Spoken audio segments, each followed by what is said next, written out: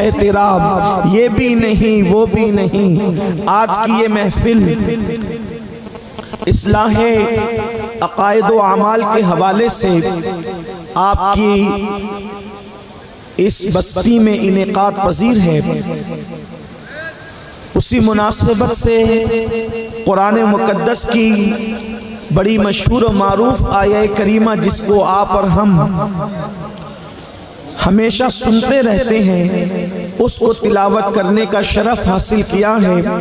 اللہ تبارک و تعالیٰ اس کے متعلق مجھے حق کہنے اور آپ سب کو حق سن کر اس پر عمل کرنے اور اسے عام کرنے کی توفیق عطا فرمائے۔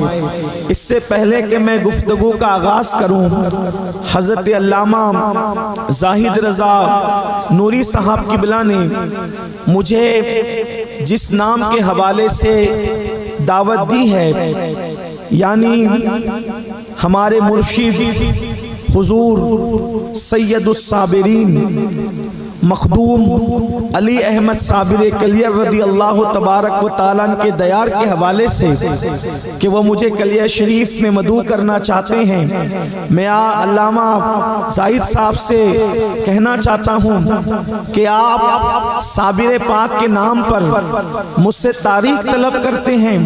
واللہ تاللہ باللہ اگر صابر پاک کے نام پر مجھ سے جان طلب کر لی جائے تو اللہ ایک نہیں ہزاروں جانیں عطا کریں تو میں ہزاروں جانیں دینے کے لیے تیار ہوں۔ تاریخ کی حیثیت کیا ہے؟ تاریخ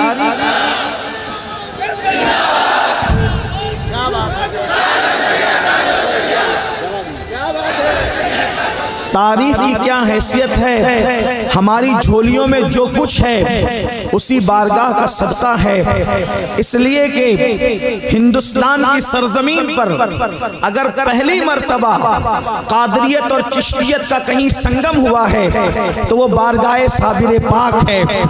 اس کی وجہ یہ ہے کہ وہ مشرب کے اعتبار سے چشتی ہیں، یعنی غریب نواز کے مرید سرکار قطب پاک کے مرید سرکار فرید الدین، اور فرید الدین کے مرید سرکار نہیں۔ مثال کے طور پر اگر 10 جنوری کو آج سورج نکلا اس ٹائم پر تو آج سے 100 سال کے بعد 10 جنوری کو اسی وقت پر، اسی منٹ پر، اسی سیکنڈ پہ نکلے گا۔ دنیا کا انداز بدل سکتا ہے، نظام قدرت کبھی نہیں بدل سکتا۔ وہ کون ہے جو پھولوں میں نکھرتے گل پیدا کرتا ہے؟ وہ اللہ ہے۔ وہ کون ہے جو گلوں میں خوشبو پیدا کرتا ہے؟ وہ اللہ ہے۔ بل کھاتی ہوئی ندیاں کس نے بنائی؟ وہ اللہ ہے۔ سمندر کی طغیانی کس نے بنائی؟ وہ اللہ ہے۔ ذرا دیکھو تو صحیح، سیب کے اندر، صدف کے اندر موتی ہے، موتی سمندر کے اندر ہے، لیکن قطرے سے موتی بنتا ہے، اور موتی جب سیب میں آ جاتا ہے تو کبھی سمندر کی تری بھی اس کو موتی کو چھو نہیں پاتی۔ وہ کون ہے جو صدف میں موتی کی حفاظت کرتا ہے؟ اسی کو لا الہ الا اللہ کہتے ہیں۔ اللہ اکبر۔ جو کھاتا نہیں سب کو کھلاتا ہے، جو پیتا نہیں سب کو پلاتا ہے، جو دودھ نہیں پیتا لیکن جانور کے تھن کے اندر دودھ اتارتا ہے، وہ کون ہے جو جس کو بنایا نہیں جا سکتا وہ اوروں کو بناتا ہے؟ اللہ اکبر۔ جس کو ڈبایا نہیں جا سکتا وہ ڈباتا بھی ہے اور ڈوبنے والوں کو گراتا بھی ہے۔ وہ کون ہے جو ہوائیں چلاتا ہے؟ کبھی آندھی کی شکل میں چلائے تو لوگ اڑ جاتے ہیں، اور کبھی نسیم سحر کی طرح چلائے تو لوگوں کو، بیماروں کو بھی جو ہے اللہ اکبر فرحت ملتی نظر آتی ہے۔ وہ کون ہے؟ وہ اللہ ہے۔ اللہ کون ہے؟ یہی تو بات ہے، اللہ کون ہے؟ اللہ کون ہے؟ اللہ کون ہے؟ اللہ اکبر۔ تو اللہ اپنا تعارف خود کراتا ہے۔ وَالضُّحَىٰ وَاللَّيْلِ إِذَا سَجَىٰ مَا وَدَّعَكَ رَبُّكَ مَا وَدَّعَكَ رَبُّكَ مَا وَدَّعَكَ رَبُّكَ۔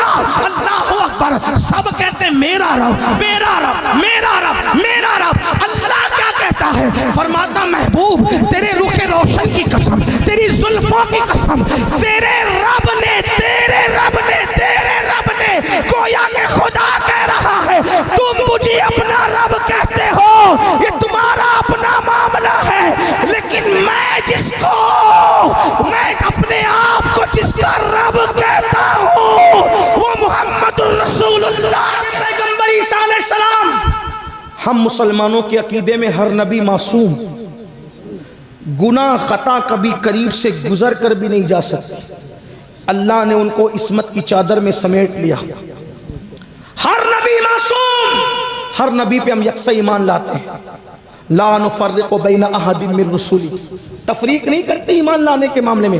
اپنے نبی پہ جیسے ایمان لائے ویسے تمام نبیوں پہ ایمان لاتے، ایک نبی کا بھی انکار سارے نبیوں کے انکار کے برابر ہے، کفر ہے، کفر مکمل کفر۔ ہاں اللہ نے بعض کو بعض پہ فضیلت دی، یہ ہمارا عقیدہ ہے اس سے بڑھ کر، لیکن سنو، وہ عیسیٰ کلمۃ اللہ روح اللہ کواری بطول مریم سے پیدا ہوئے، ان کے ماننے والوں نے عقیدہ کیا گڑھا کہ وہ اللہ کے بیٹے ہیں۔ اب ان کو قیامت کے دن رسوا کرنے کے لیے اللہ پاک حضرت عیسیٰ کو کھڑا فرمائے گا جیسا کہ اس کی شان ہے، اور حساب لینے کے لیے نہیں، بہت توجہ کرنا، حساب لینے کے لیے نہیں، ان پر لگے ہوئے الزام کو کلیئر کرنے کے لیے اللہ ایک سوال کرے گا قیامت میں، عیسیٰ یہ بتاؤ کیا تم نے اپنی قوم کو یہی سکھایا تھا کہ وہ تمہارے بعد یہ عقیدہ بنا لے کہ تم اللہ کے بیٹے ہو؟ حساب لینے کے لیے نہیں پوچھا جا رہا ہے، کس لیے؟ لگے ہوئے الزام کو ختم کرنے کے لیے۔ حالانکہ الزام کے خاتمے کے لیے سوال کرنا یہ حساب نہیں بلکہ یہ اظہار عظمت ہے، اظہار شان ہے۔ لیکن اب سنو، ہائے ہائے میتوں پہ رونے والوں، اگر قیامت معلوم ہو جائے تو میت پہ نہیں ہم اپنے آپ پہ روئیں۔ جنازوں پہ رونے والوں، اگر آخرت کی حقیقت پتہ چل جائے تو جنازوں پر نہیں بلکہ اپنے اعمال پہ رو۔ اللہ رب العزت الزام کے خاتمے کے لیے حضرت عیسیٰ کو اس الزام سے بری کرنے کے لیے، تہمت سے بری کرنے کے لیے پوچھے گا، عیسیٰ تم نے یہی سکھایا تھا اپنی قوم کو؟ اللہ کے رسول علیہ السلام فرماتے ہیں، حدیث پاک میں آتا ہے، جب اللہ یہ پوچھے گا نا کہ کیا تم نے اپنی قوم کو یہ کہا تھا کہ تم اللہ کے بیٹے ہو، تو حضرت عیسیٰ یہ سوال سن کر اتنے خوف زدہ ہوں گے کہ آپ کے جسم کے ہر بال سے خون کے پھوارے نکل پڑے گے۔ الزام کے خاتمے کے لیے سوال ہوا تو معصوم کے ہر بال سے خون کی پھوارے نکل پڑی۔ جن لوگوں نے زنا کیا ہوگا، اللہ کی جھوٹی قسمیں کھائی ہوگی، وہ سود جس کے بارے میں رسول اللہ نے فرمایا، جس نے سود کا ایک لقمہ کھایا گویا اس نے اپنی ماں کے ساتھ 36 مرتبہ زنا کیا۔ جنہوں نے نرم گدوں پہ لیٹ کر زنا کے مناظر والی فلمیں دیکھی ہوگی، میرے بھائی کیا اللہ کے عذاب کو برداشت کرنے کی طاقت ہے؟ کسی پہاڑ پر اگر اللہ اپنا عذاب ڈال دے، پہاڑ بھی پگھل جائے۔ اپنے آپ پر رحم تو کرو۔ مئی کی گرمی آنے سے پہلے ایسیاں درست کرتے ہو، مئی کی گرمی آنے سے پہلے سوتی کپڑے سلاتے ہو، مئی کی گرمی آنے سے پہلے کتنے انتظامات کرتے ہو، لیکن مئی کی گرمی کی اوقات کیا ہے اور جہنم کے عذاب کی حقیقت کیا ہے؟ یہ دنیا کی آگ جہنم کی آگ سے ان 70 درجہ کم ہے، کم۔ جب دنیا کی آگ کا یہ حال ہے تو جہنم کی اس 69 درجہ بڑی ہوئی آگ کی حرارتوں کا عالم کیا ہوگا؟ اللہ اکبر۔ اپنے آپ پر تو رحم کرو۔ یہ جسم جس کو ایک مچھر ڈنک مارے تو ہمارا جسم بے قرار ہو جاتا ہے، مکھی اس پر چلے تو اپنی نیند اڑ جاتی ہے، بچھو کاٹ لے تو تڑپنے لگتے ہو۔ بد ہزار اور مزید 900 جو روپیے تیرے پاس بچ گئے ہیں، اس سے کسی غریب کی بیٹی کی شادی کا جہیز کا انتظام اپنے پیر کے نام پہ کر دے۔ اس 1 لاکھ کی چادر سے تیرا پیر جتنا خوش نہیں ہوگا، اس غریب کے سر کے بوجھ کو ہلکا کرنے کی وجہ سے خوش ہوگا۔ واللہ ہمارے ولیوں کو نہ ہماری گھاگر کی ضرورت، نہ ہماری چادر کی ضرورت، نہ ہمارے گنبد کی ضرورت، نہ ہمارے مینار کی ضرورت۔ یہ تو ہماری عقیدتوں کا اظہار ہے جو کرتے ہیں، کرتے رہیں گے۔ لیکن آپ سے کہنا چاہتا ہوں، ان لوگوں کے دل میں تو رسول اللہ کی امت کا درد اتنا تھا۔ آپ کو پتہ ہے ولیوں کا درد؟ محبوب الہی اس وقت 200 روپے کے حساب سے محبوب الہی کے لنگر کا خرچہ تھا۔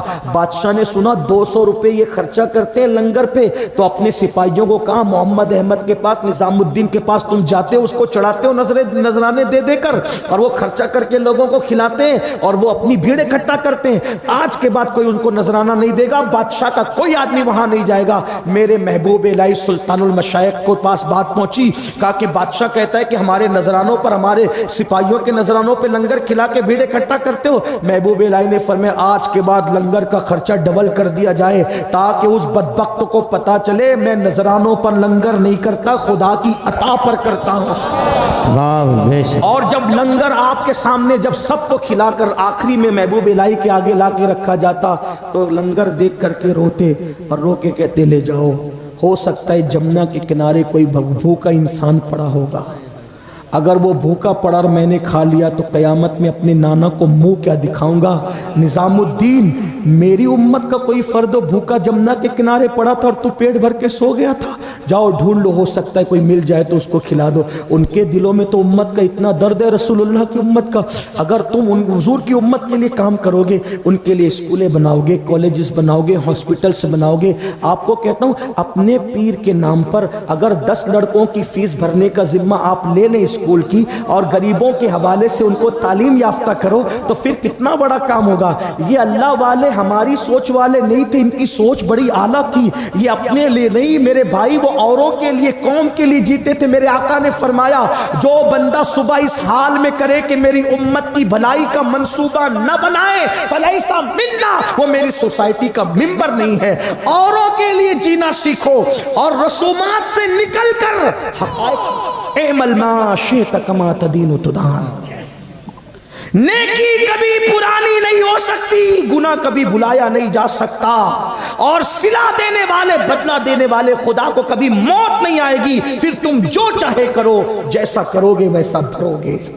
اور یاد رکھنا ہر گناہ کی سزا جو کرتا ہے اس کو ملتی ہے, کبھی معاف ہوتا ہے, کبھی سزا ملتی, کبھی نہیں ملتی. زنا وہ گناہ ہے, یہ یاد رکھنا, زنا ایک بندہ کرتا ہے, سزا اس کی نسلوں میں باقی رہتی ہے.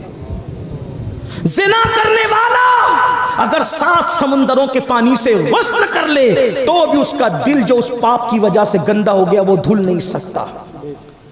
لڑکی نے کہا کفل, لذت کے لیے گناہ مت کر, لذت چلی جائے گی. گناہ کوئی نہیں دیکھ رہا ہے, لڑکی سے کوئی نہیں دیکھ رہا ہے. لڑکی سے کہا کوئی نہیں دیکھ رہا ہے. لڑکی نے کہا کوئی نہیں دیکھ رہا ہے, اللہ دیکھ رہا ہے.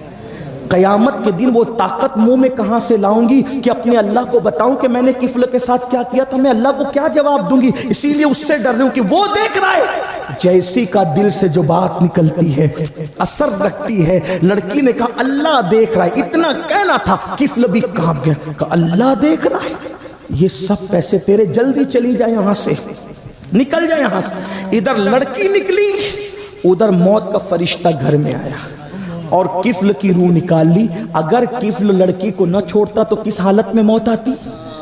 اس لیے بس 2 جملے یہ کہہ کے جاتا ہوں, حجام کی کرسی پر داڑھی منڈانے کے لیے بیٹھنے سے پہلے سوچ لینا موت کا کوئی وقت متعین نہیں ہے. آپ کو بتایا ہوا وقت متعین آپ کو نہیں, آپ کے ساتھ نہیں کیا گیا. اللہ کے یہاں تو لکھا ہوا ہے موت کا ٹائم, آپ کو نہیں بتایا گیا متعینہ وقت. اگر حجام کا وستورہ گال پہ آیا اور اسی وقت روح نکل گئی تو اللہ کو منہ کیا دکھاؤ گے. اللہ اکبر, کسی لڑکی کے ساتھ پاپ کر رہے تھے, شراب پی رہے تھے, بدی کر رہے تھے, گناہ کر رہے تھے, کاروں میں سفر کرتے وقت گانا سن رہے تھے, اسی وقت گاڑی ٹکرا گئی, موت آ گئی. اللہ کو منہ کیا دکھاؤ گے. اتنا سوچ لینا, اتنا سوچ لینا. ادھر کفل کے گھر سے لڑکی نکلی, موت کا فرشتہ آیا, روح نکل گئی. جیسے روح نکلی جنگل کی آگ کی طرح خبر پھیل گئی, کفل مر گیا, مر گیا, مر گیا, مر گیا. کچھ لوگوں نے, زاہدان خشک نے بات کی, کفل تو اتنا